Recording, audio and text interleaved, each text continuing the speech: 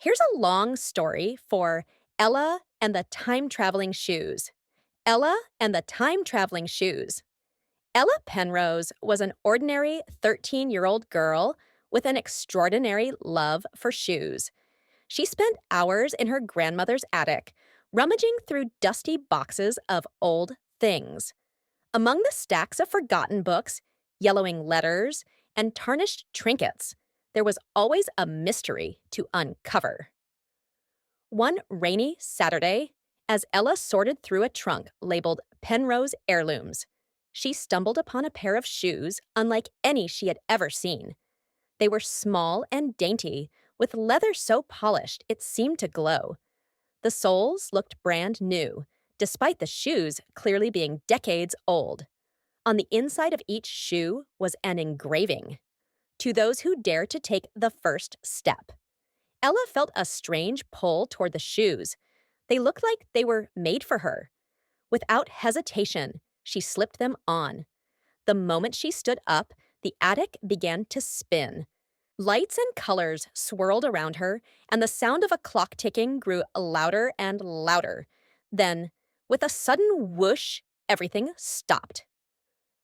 Ella blinked and looked around. She was no longer in her grandmother's attic. She was standing in the middle of a bustling cobblestone street. Horse-drawn carriages clattered by. Women in long dresses strolled arm in arm, and men tipped their top hats as they passed. "Where am I?"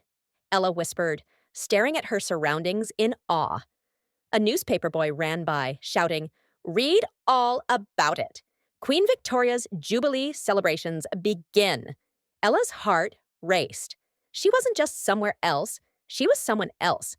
The shoes had taken her to 1887, a step into the past. Ella quickly realized she couldn't wander around in her modern clothes. She ducked into an alley where she spotted a clothesline draped with dresses. Borrowing one, she adjusted the heavy fabric until it fit, then stepped back into the street. As she explored, Ella marveled at the sights and sounds of Victorian London. Chimney sweeps climbed rooftops. Children played stickball in the alleys, and shopkeepers called out their wares.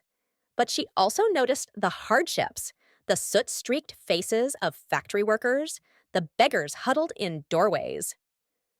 As Ella wandered, she heard a commotion ahead. A group of orphans was being chased by a stern-looking constable. They carried loaves of bread, clearly stolen. One of the smaller boys tripped and fell. Without thinking, Ella ran forward. "Leave them alone," she said, stepping between the boy and the constable. The man scowled. "This is none of your business, young lady." "They're just hungry," Ella insisted. She reached into her pocket, pulling out the few coins she had left. "Here, for the bread." The constable hesitated, then grumbled something under his breath and walked away. The boy stared up at Ella with wide eyes. "Why'd you do that?" Ella smiled. "Everyone deserves kindness."